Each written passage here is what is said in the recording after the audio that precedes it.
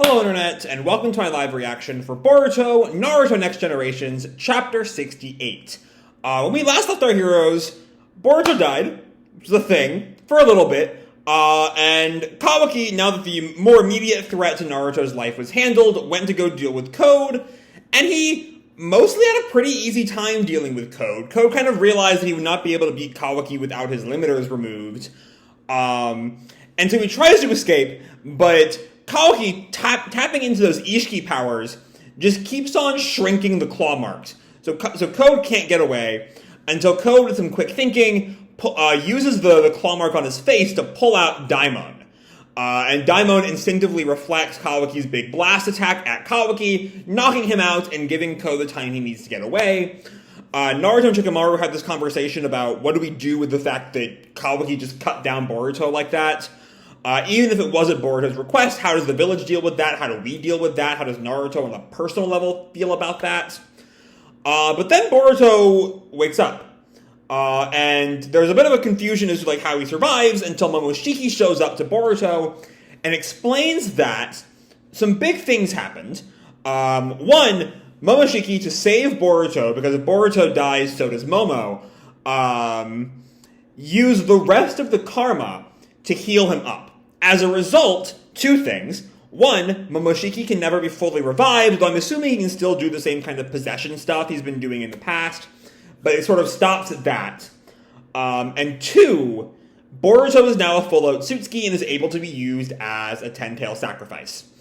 So that's big, and thanks to Eida's Senrigan, Code will soon learn about that.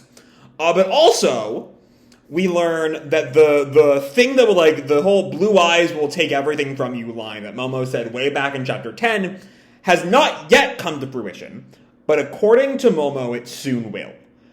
So we have that, and also Code reveals to Eida that he does have a way into the Leaf Village, being that he put a claw mark on Shikamaru's back.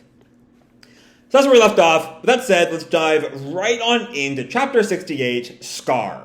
And our picture here is of Boruto with his karma activated, just wearing his coat, no shirt under it.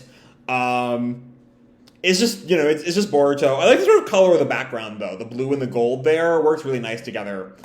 But anyway, we open in the Leaf Village. At Hokage Mansion, time has passed. And it's Amado and Katasuke and Sai, I think, who have heard something from Boruto, because Amado says, "You're saying you were resurrected?" And Katasuke picks up, "Using karma?"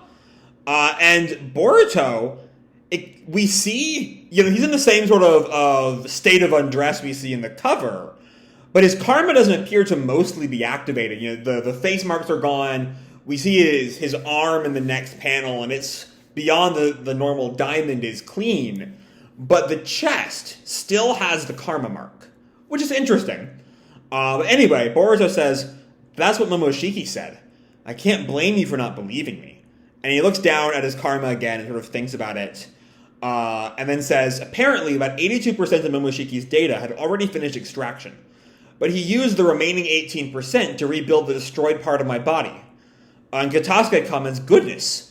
Well, since they're able to digitalize components of their own flesh, I suppose converting that data into another person's components isn't much of a stretch, no matter how mind-blowing that possibility sounds."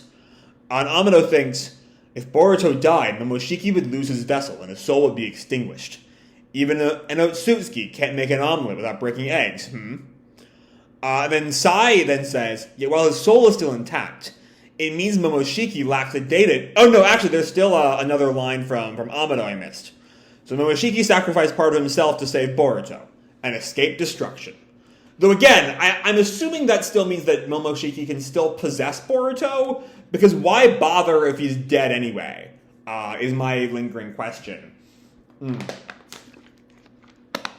Anyway, then Sai comments, "Yet, while his soul is still intact, it means Momoshiki lacks the data needed to construct his body, right?" And Katasuke comments, "Yes, in fact, since he'll never regain that data, he'll never be able to resurrect again, right?" Which is sort of the idea, but it's, again, a little weird. Amado comments, so it seems. A silver lining, you could say. However, the problem of him taking over Boruto's consciousness from time to time still remains. There we go. That's what I've been saying. They are bringing that fact up. We still don't have an outright solution for that. And Boruto sort of looks down, kind of disturbed. But Katasuke goes on, but the meds have been more effective than expected. As long as he keeps taking them, we should be able to suppress Momoshiki's domination long term. I thought the meds were only stopping the spread of the data. And now that the data is no longer spreading, I'm not sure why that would affect anything. And Boruto seems to be on the same page there as he comments, nope, I don't need them anymore. And Katasuke is just shocked, huh? And Sai looks at him. I'm still not quite sure why Sai is here. Like, this isn't really his department. But okay. Anyway, Boruto goes on, how to put it? I feel like something's changed from before. And Amado sort of looks at him, and Boruto goes on, it's hard to describe, but I have this feeling that I can channel his power better now.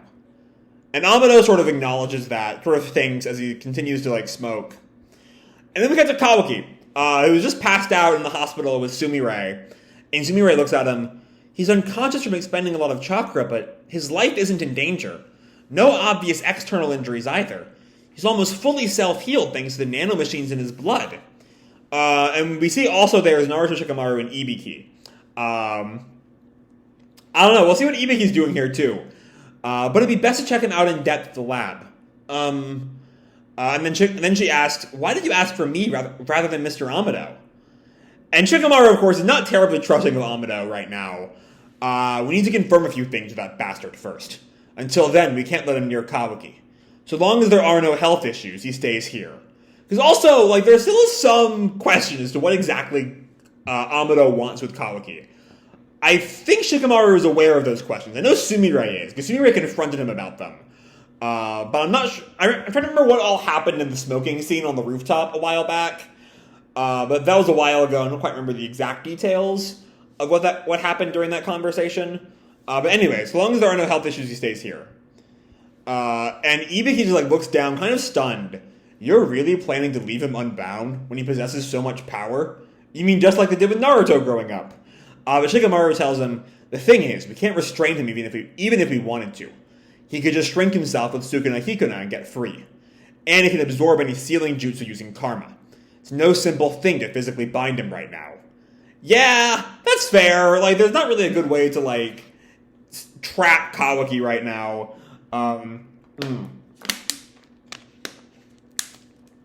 Conversely, it'd be real bad if we end up antagonizing him. Fortunately, his wish is simple. As long as Naruto is safe, he'll have no beef with us. Which, that's not even, a complicated wish at all for the Leaf Village. There's no real negotiation with the Leaf Village about Naruto's fate. They're all on the same side there. Shikamaru goes on, all we can do is have faith. Trust him and make sure he stays on our side. That's if we want to stick to peaceful solutions, of course. Naruto comments, good. That's how Konoha Village does things. I mean, now it is. Not quite so much in the past, though, but okay. And Shikamaru looks at him, so you're okay with it, Naruto? And Shikamaru is still just a little bit confused about Naruto's seeming, okayness with Kawaki after everything that went down during the fight. Specifically with Kawaki killing, or almost killing, they don't quite know the details, I think. No, they do, because Boruto's mentioned resurrection at this point. So they do know that Kawaki actually killed Boruto. Anyway, yeah. We'll have a nice long talk when he wakes up. And Sumire seems a little bit concerned there. I don't think she knows about Boruto's death yet. Because she goes to Shikamaru after this scene. Did something happen with Lord Seventh? And Shikamaru pauses. What do you mean?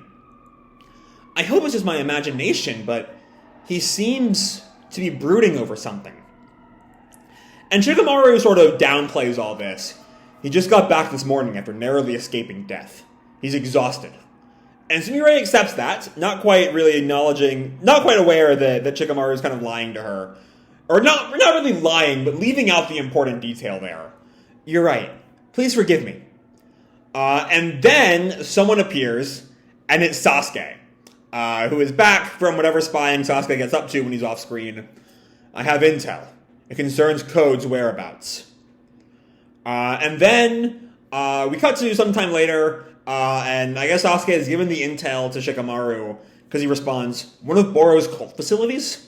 I thought we'd hit them all." And Sasuke tells him there's a hidden structure on the edge of the land of snow, in an area considered taboo even by locals. It's apparently a secret facility that only a few of the cult's top brass even know about. And honestly, that's one of those like, we need to pay attention more to anime canon than manga canon things. Because the Boro cult was just, like, not mentioned in the manga until after Boro was dead. But whatever. That's a minor detail, I think. Anyway, Sasuke goes on.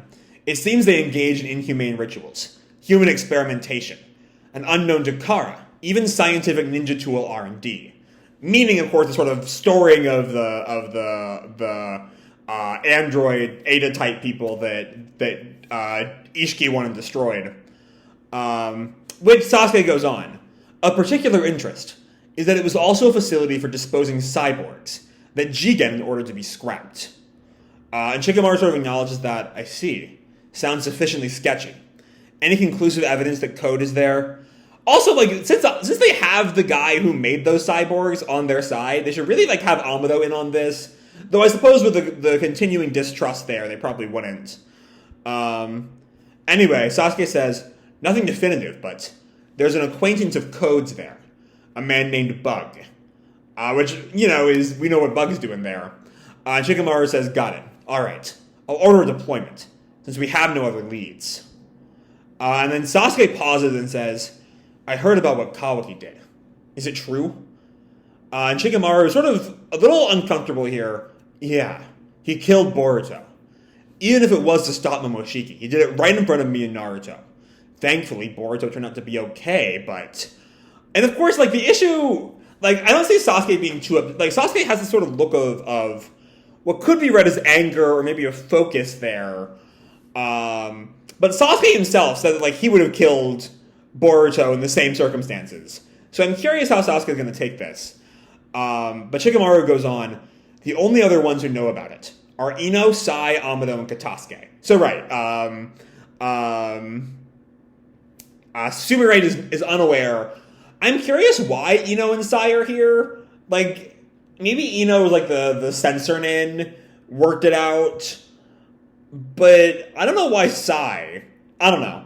Anyway, we're still deciding how to move forward. And Sasuke sort of thinks for a minute, then asks, where's Boruto? And Shikamaru tells him he should be with his friends, including Sarada. Go see them. And then we cut to the cult facility with Eida and Code. And it's Eida watching with the Senrigan. I see. So that's what happened. Be thankful, Code. Your precious ten-tailed sacrifice, Boruto, is still alive. He was revived using Momoshiki's karma. And Code's a little stunned at that. Revived? Are you serious? And Daimon is just like chilling on Code's back there. Just sort of screams, hey Code, maybe like a zombie? And Eida goes on, ignoring Daimon. Moreover, along the way, it seems the rest of the karma's compressed data was extracted, meaning that Boruto is fully Otsutsuki now. And Code's sort of stunned there. And Eida goes on, somehow they shared an exchange that I can't see directly with my Senrigan clairvoyance. I wonder if he's able to communicate with Momoshiki on some sort of spiritual plane. Which, yeah, I mean, that would make sense. We know that. We've seen that before. But that would be why... it makes sense that, like, Eida wouldn't know about that. Anyway, Code goes on, unforeseen would be an understatement. I'll take that piece of good fortune. Guess it was meant to be. And Eida sort of looks back at him, and then goes on, you're lucky that Boruto is alive. But I'm honestly fed up with the multiple grandstanding acts he displayed. And Code there's a sort of like, ominous stare down between the two of them. And Bug, being Bug, is just like not happy to be here.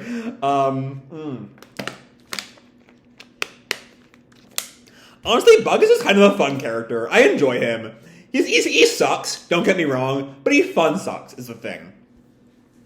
Eida goes on, you took it too far. Especially using my little brother without my permission. But Code just pushes back. I didn't really have any other option, did I? And Eida just sort of, they have this, the stare down continues. And Eida then says, listen, your job is to bring Kawaki to me. And in return, I'll help you regain your power to aid your own goals. Since you are useless to me the way you are now, the way you are right now. However, if I determine that even after you gain your strength, you are still useless, incompetent, or simply just a hindrance, we siblings have absolutely no qualms about disposing of you. Consider yourself warned. Okay. I didn't think... I'm trying to remember, because Eida only really has the Senryuan power, right? Let me do a quick little Google search as to what power she has beyond the Senryuan. Amado knows that her combat abilities exceed Jigen's, which is interesting because she also claims she can only use Taijutsu. I don't know. Interesting thing there. Though, I guess Daimon could beat up just about anyone with his reflection powers. But anyway. And then Code looks to Daimon, still sort of like perched on Code's neck. And Code comments, you mean we're not even comrades? How sad. And Eida just tells him that's business for you. If you don't produce results, you'll lose even this sad relationship. And then Code reminds them, did I not mention that I already took measures? Referring, of course, to the claw marks on Shikamaru's back. Which I will say, it's weird that Shikamaru has not noticed yet. Like, you think even just like getting out of the shower, he'd see the big black scratches on his back, and he'd tell someone. Or like Tamari would see him and she'd see that. I don't know. All that's left is, and we see his ear is on Shikamaru's back now. The timing. And yeah, so he's using that to spy. But it's like I'm wondering, is there any sensation produced by the claw marks? Because like at some point Shikamaru might just need to like scratch his back and he feels the ridges. It's weird he hasn't noticed this yet. But anyway, Shikamaru goes to some like door. He enters in a passcode, and he opens it into Amado's like lab, and asks Amado, "Well, what's the lowdown on Boruto?" And Amado tells him it sounded far-fetched at first, but the proof is in the pudding. The blood analysis aligns with his explanation. And Shikamaru asks, "And Momoshiki, can we definitively say he can't resurrect anymore?" "Yeah. It is 100% impossible." So that's sort of confirming what we already know. Good. That's great, actually. By the way. And then he grabs Amado's collar and just like yanks him up, stunning Amado. Huh? Hey, what the? And Shikamaru is angry. You know what I want to ask. That's right. About Kawaki's karma. Right? Because Amado did that without really telling anyone, so they're all still pissed. Anyway, back with Team 7. We're going to leave them alone for the moment, I suppose. Sarada and Mitsuki are looking at Boruto's new chest. Because it does seem like that little karma mark up here is like a permanent fixture now. And Sarada feels it. It really doesn't hurt or anything at all. And Boruto's like not really comfortable here. Hey, watch your hands! And he puts his shirt back down. Well, it was a pretty close call, but as you can see, I'm fine. Though that bastard Code got away. And then Mitsuki presses, question. Why'd Code try to kill you when he wanted to feed you alive to Ten Tails? Which honestly, can I just say, I'm glad to have Sarada and Mitsuki even just around a little bit for manga content. Like, I think the last time they were relevant in the manga, I think was the Boro fight, which was like 3 years ago now. And like the anime gives them plenty of stuff to do, so it's mostly fine. But like, I miss seeing them in the manga content. Anyway, why did Code try to kill you when he wanted to feed you alive to Ten Tails? And Boruto sort of stammers, oh, right. They don't know that it was Kawaki. They've been told that it was Code. And Mitsuki's like, that doesn't make much sense. So Boruto's trying to like dither. You see, that was, and he flashes back to Shikamaru. Listen up, Boruto. Don't tell anyone yet that Kawaki killed you. Not until we decide what Konoha's policy toward him will be. And so Boruto sort of lies. Maybe he couldn't control himself? It didn't seem like he thinks too far ahead. And then Sarada presses, either way, you become fully Otsutsuki, right? Are you going to be all out targeted now? And Boruto tells her, yeah, probably. I don't know where he's hiding, but I won't let him escape next time. But Sarada protests, that's not what I meant. I'm saying you need to be extra careful. What if you're attacked when you're by yourself? And then Sasuke arrives. Sarada's right. He can appear unexpectedly. Don't go anywhere alone, even within the village. Though he only has one entryway into the village, and it's a moving target. But they don't know that. And Sasuke just comments, though I'm one to talk. Which, that's a quality Sasuke line. He does go everywhere alone. And Boruto lets out, old man Sasuke! And Sarada's just a, dad! And Sasuke goes on, and not just Boruto. Now that Kawaki has enough power to challenge Code, Code will likely stop at nothing to get the limiters on his power removed, which likely makes his first target. And Boruto realizes in a moment, old man Amado! And then we cut back to the Shikamaru-Amado confrontation, which, given what's going on Shikamaru's back right now, is not a great thing. But they're still staring each other down, and Shikamaru growls, you restored Kawaki's karma, and planted it on your own without his consent, no less. Why? And Amado tells him it's simple. He fundamentally loathes karma. I probably wouldn't get his consent. And yet he desired power. Enough to protect Lord Hokage and chase off enemies. Either way, in order for the karma to remanifest, his intent was absolutely essential. In short, Kawaki himself chose this path. This is the result he wished for. That's an interesting take. That all of this is sort of Kawaki's fault because he needed power in that moment, and so the karma, and so Amado shouldn't be held responsible for any of this. I don't buy that. Shikamaru just glares at him, and Amado goes on, what if he didn't have it when he needed it? That's why I implanted it ahead of time. Wasn't the reason why you were able to survive this latest crisis because you had Kawaki's karma. Am I wrong? Which isn't really, I suppose there's a point there. But Shikamaru just tells him, don't dodge the question at hand. Setting aside the result, what you did was not for Konoha or Kawaki's benefit. And he's sort of getting at the big mysteries have been surrounding Amado ever since the end of the Kawaki arc. If you ask me, you seem obsessed with Kawaki's karma itself. Why? And Amado just stares at him, and yep, here's the moment. Code pops out of the claw mark, stunning both of them, especially Amado, just like, what? And yep, sorry to interrupt, but I didn't want to waste this prime opportunity. Amado is just stunned. Code? And Eida, back at base, you fool. The conversation was just getting interesting. Eida also wanted to know what's going on with all this stuff, but Code, no time for that. And Code knocks Shikamaru away, keeping Amado where he is, because he needs Amado in one piece. And Shikamaru hits the wall, gah! And Amado calls Shikamaru! And then Code just grabs him by the throat. Gah! And Amado tells him, it's been a while, Amado. You ought to worry about your own welfare. Now, rescind the limiters on my power. You don't want to get hurt, do you?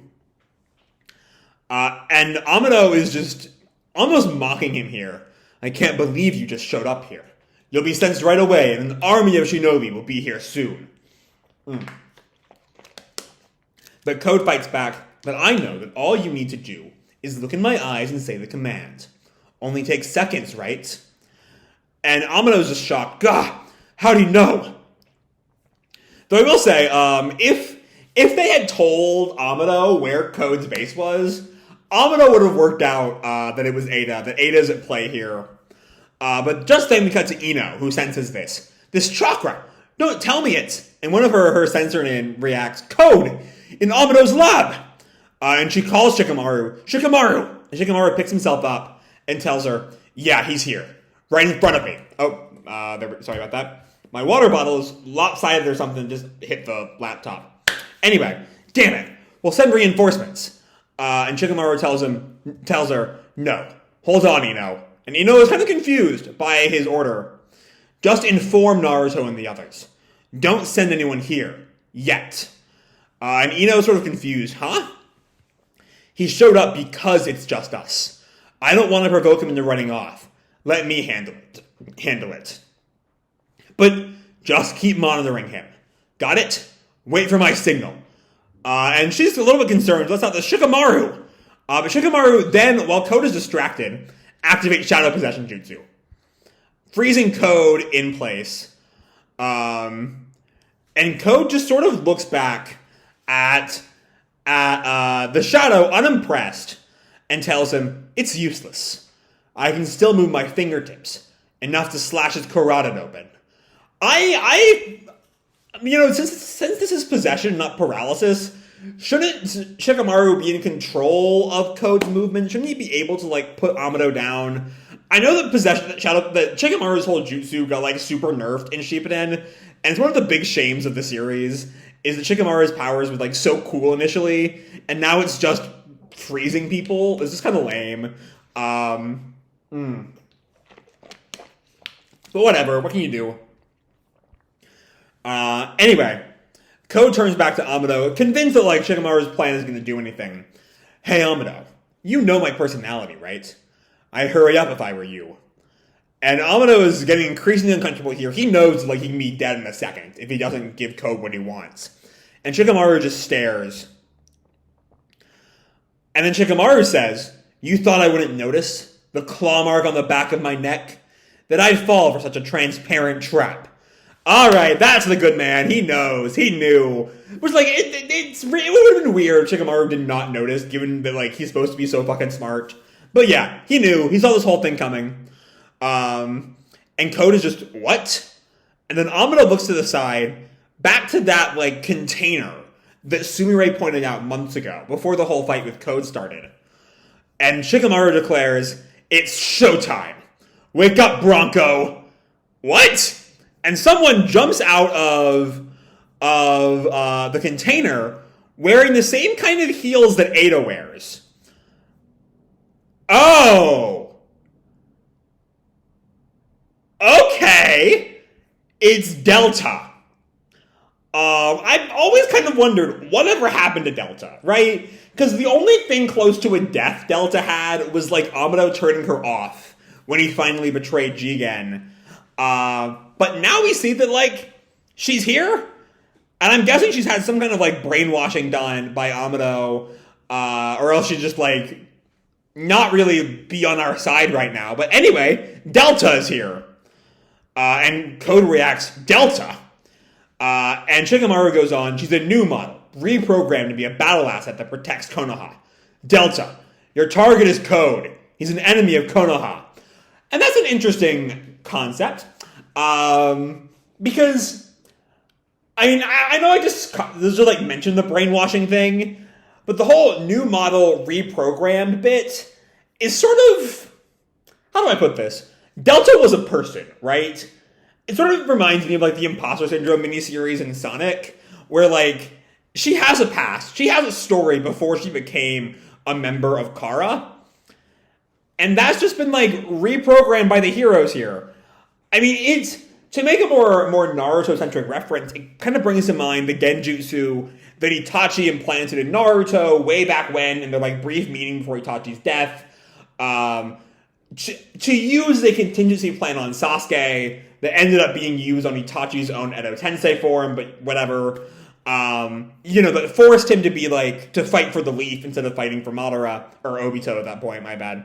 But still, it's a little, like, and I got a big thing of Shikamaru and Amado was that they're both kind of, less than morally pure. Amado is kind of a real sketchy guy, and Shikamaru was like, what if Gonzo wasn't an asshole, sort of his thing. So, like, brainwashing is not outside of what I might, say Shikamaru might do, but it still is, it sure is something to just have that, like, planted at your feet. Shikamaru brainwashed this woman. Anyway, don't keep screeching like a damn fool, alright? And she goes to kick at Code. And kicking him away from Amado. No, right. She uses the same sort of claw thing that Kawaki uses, but on her feet, to grab Code. And so he's like caught up in her foot. And Amado's just, God, that was a close one. He like grabs his throat.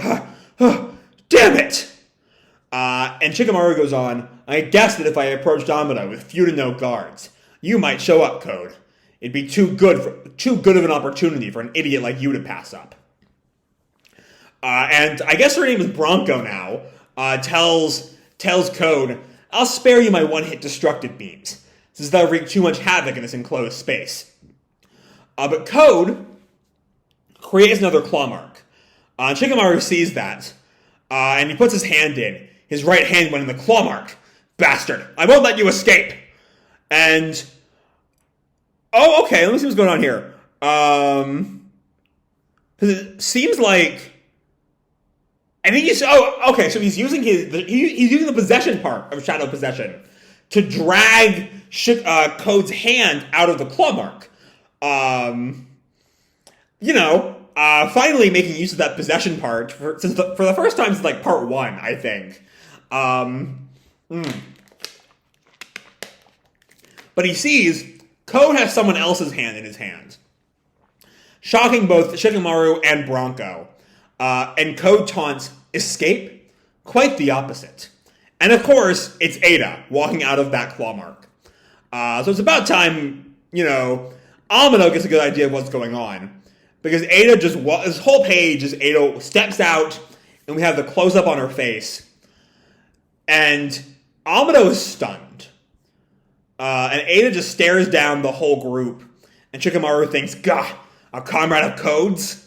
And Bronco just kind of emotionlessly stares down Eida.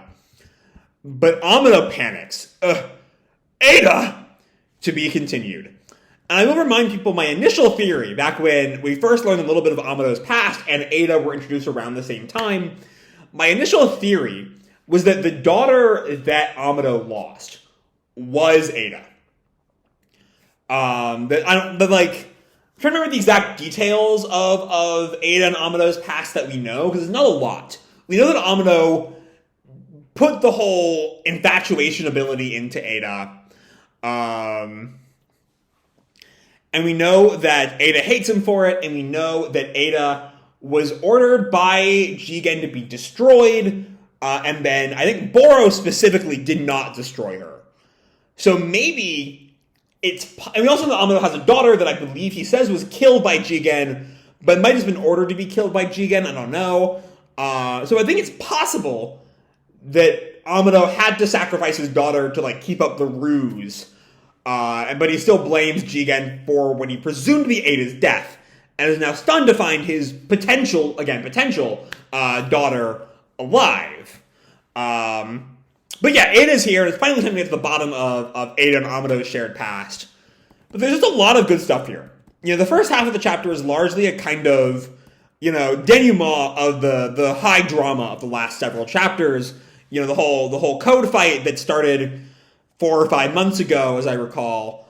We have Boruto sort of filling in everything to Katasuke, Sai, and Amado. So Amado brings up the point that I was bringing up last month, that, Momoshiki is still around. His soul can still take over Boruto in the way he's been doing. It'll never be the full-on resurrection, but he can still wake up and kill Naruto.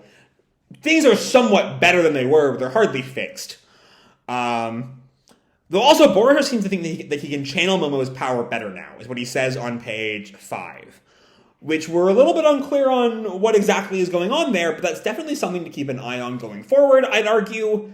There's something going on with that whole dynamic there that is firmly in, the remains to be seen category. Meanwhile, Kawaki is passed out, and everyone except for us, 5 people, is unaware of the role he had in Boruto's death. Ibuki's when was the last time we saw Ibuki? My first thought. Because he's just sort of a random person to show up here, to be quite honest. When's the last time he did anything in the manga? I think he helped out with he helped out with the search for the claw marks, I think. That's kind of it, as for what he's done in the manga. Like, he shows up a little bit in the anime, when he's, like, the leader of Enko's team.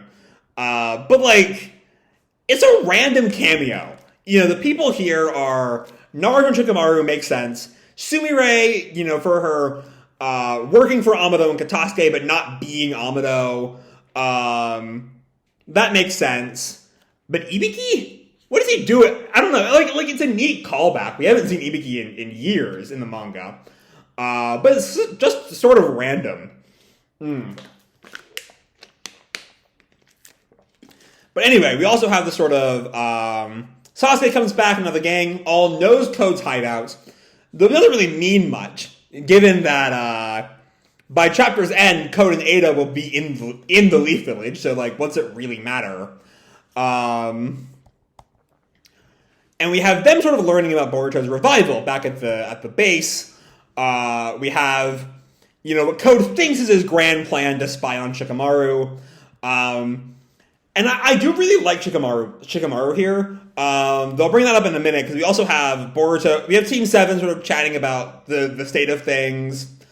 It's the first half of the chapter is when I talk about One Piece a lot, I bring up focus chapters and overview chapters. How in the Onigashima raid in One Piece, there's so many fucking moving pieces that you sometimes have chapters that are, one set of characters for the whole 17 pages. And then other chapters is like five or six groups of characters that have like 2 or 3 pages each. The first half of this chapter is very much one of those overview chapters. We just sort of check in on everyone in the aftermath of the fight with Code, which is an important thing to do. We need to like see where everyone is at. They've all been through a traumatic time. Things have changed dramatically as a result of this fight, and we need to see how people are doing. And I do hope that Team 7 scene means we'll get to see more of Mitsuki and Sarada in the manga, and not just have them relegated to anime-only arcs. But anyway, let's talk about Shikamaru, because I really love his gambit there. It's the mix of a plot to draw out Code, and also genuine complaints. He goes alone to Amado's lab because he knows that A, Code will come out, and B, he can summon Bronco. But also, he has genuine complaints for Amado's actions. Maybe what he did ended up helping the Leaf Village, but there is obviously something more here that Shikamaru just does not understand, right? And so he's simultaneously, starting this plan to draw out Code, but also, there's a genuineness to it. He wants to know what is going on with Amado. But also, we don't get the answer there because Code makes his move right then and there.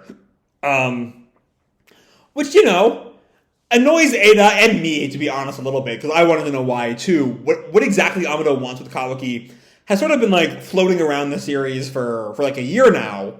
But the fight begins, and the gang and Amado and Shikamaru seem mostly outmatched. But then Shikamaru tells Ino, who senses all this, to not help out.